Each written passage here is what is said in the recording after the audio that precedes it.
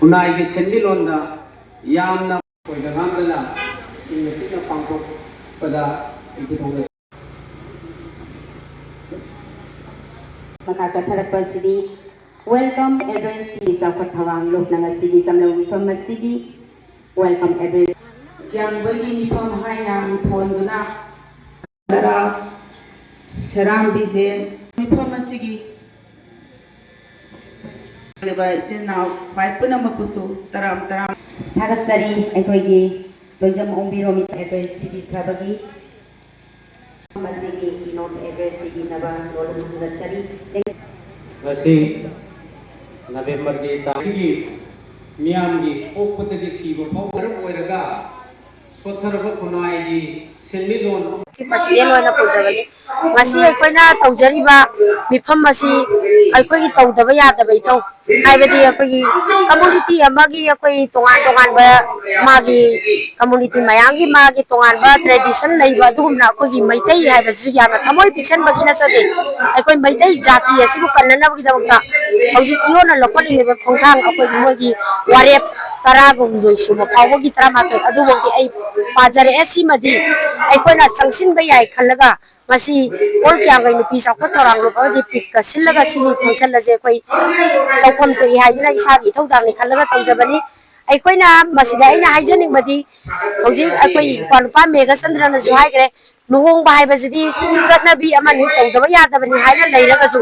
पाहेने expenditure सटलगा अखोई लाइरबा लैजदबगिसु येदबा यादबा इनाकुम मकांगुगी मतौ तमगा तोंगान तोंगान बा इनवाइटेशन न सिंगबसु अखोई कोलकाता दगी गुवाहाटी दगी सियलगा अदुगी नमुना दो फजै हाइदुना लौरगा मोगी मतौदसु अदुम सोमदा अखोई लाइरबसु तमकवा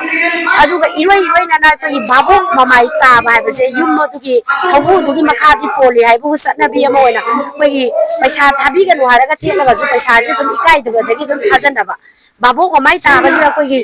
अवाबा मन लाइरबा लैतबा मदी सेन थाबा संगबसे पैसा लैते हारगा पोयेंजे पिरमगा पैसा थादबा यादबनिना पोयेंग लोमदा पिरमदना हलकपसु दुम यावेबा सिददी अखोई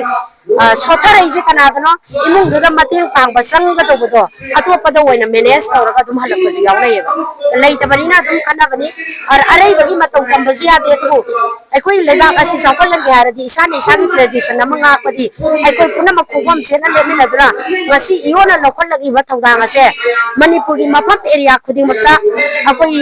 अतोप अतोप मयामसु पाइखत पिरमनेना खंजे दुबु ngasi अखोइना पांगथोकजरिबा असिगुमना मफम खुदिंगमक्ता संदोबिदुना मणिपुरदा सबचाबा अखोई मैतै कल्चर जे ngaakमिनबदा मैतै अखोइना सब मानर खोबम लेपिनद्रगदी क्यांगोई खक्तना तौबनसु यारोय अतोप उरिपो अदैदि सगोलबम बासिको मयाम अमा तौबा यारोय केंद्र अमा खक्तना तौबा यारोय दबनिना केंद्र मयामदा अवेयरनेस असिमक यौबिदुना मफम मफमना सिनबिदुना असिगुम्बा थौरमसे सब मानब मियंगदा हुजिक लोंबगी पंथासिदगी हौंगा कोइ मयाम संगना थिंगौरगदी अखोइगी मैतै समाज हाइबदी मैतै असे कलोबा ngambagi aduga akoigi yum panbagi akoi fertility gi sang hena henkatlakpa amadi Meitei मसिंग हेकपदा यामना Sao थौदांग अमा लहोगनी हाइबसिमा ngasi ayaki mafamdagi aina mayamda paujelasimata आइगे मिंगसिंगा खम मेगा चंद्रा आई पीस एंड इंटीग्रेटेड कमिटी क्या वही पीकी कन्वेनर ओइना लेजबनी अखोगी इयोना ममांग सहीगी हाइतारे ममांग 2024 की अगस्त की तांग तरा अखो सिटी कन्वेंशन दा अखोगी लौगिबो वारेप तो अदुगी मखा समदबो ओइना मोइना लोगे वारेप तो की अखोइना फॉलो तो बाइतारे पामजबा अखोई मणिपुर दा कल्चर दा मंगथरे इजे सिगी मंगथरेबा खोले सोथरेबा अखोई सेमिलो दा फरक्त्रिबा फलत्रकांदा मोइना अखोई मांगना बसिलपसे सिगी अखोई कल्चर दा यामना सोबा साफु पिरपसे मसिगी इवोना लौरिबा सिदा अखोई सपोर्ट तबोइना मसि अखोई सिगी मिफमसे अखोई पहुचबनी अदुना अखोइना मयामदा हाजनिंगिसे अखोई होजि हुजिकसे अखोई कोविड लाइसन लाकांदा मणिपुर दा खमथिना वारकांदा मतमदुदा सेमिलो अदुदि फतबा होरबनी अदुबु लाइबक थीबदी हौखिबा सहीगी अखोई 2023 की मयाम एना खंबिरे अखोई मिगी तांग अहुमदगी सथरिबा लानसिदा मरम ओरकांदा अमुएना अखोइसे अखोई इकोनॉमी से डाउन फॉल ओरे हाइतारे मसीदा अखोई का हेनबा मवोंगदा अखोई लुओ खोदोंगदा फिजंगसे का हेन खदलपा अदगी अखोई केक कक्पा अदगी हजिबोता तोंगा तोंगा मपानगी पोट पुरक्तगदी लेमनदबा मव अमा लापा अदगी मरुओइना अखोई बियर अदगी यूना सिंगबा हजिबोता हाबरकपा असने मरम ओरकांदा अखोई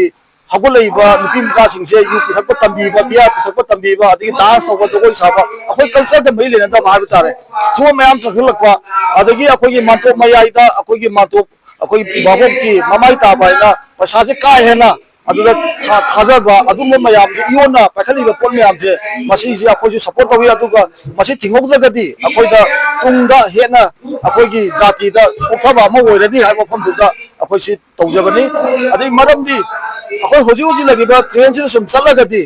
अखोई अमोना हगपंगा मोय हाजब तारे होजी अखोने थिनबा कांदा अखोने लोकल लेवल ना थिनबा कांदा लुहोंगदबदी यादे हो कांदा फिजंदी खंदबा यादे खल्ले खलकादा इरान थुनबा खनाबा तैनबा हाबदी था अमगी मतुंगदा अखोई नुपी दुगी बुंगदे नुपी दुगी लुहोंगबा नुपी लाइबा नुपी दे कैनादि सना बदान थमे दो तौरे सिंगलो नबे लो हिंगोन बदान चतपा खोपा मयाम दि लरकांदा सिमिलोन दासि दि पत्रे अदुना ngasi akoina ware amasu logare akoi kya goida akoi pik amasung ol kya goi nupi sakot thawang rupna konba mafam dadi akoi ka hena bijang khanba aduga akoi gi ke takwa adu babok mamai taba adagi hari basing adagi ane yu neiba akoi biya hajipota tobo khopa adi ribon kakpa pampla thapse akoi khudak tegi akoi ware blore akoi thingelani ha bafam dama tamjari hoi matangi ahong muni sadabini yaudaba yade akoi khanbiyu ka sukaide manto mayondo adu khanbiyu adagi bor gi phamam do adu decoration ka tobo yai akoi jo aduna tana hekka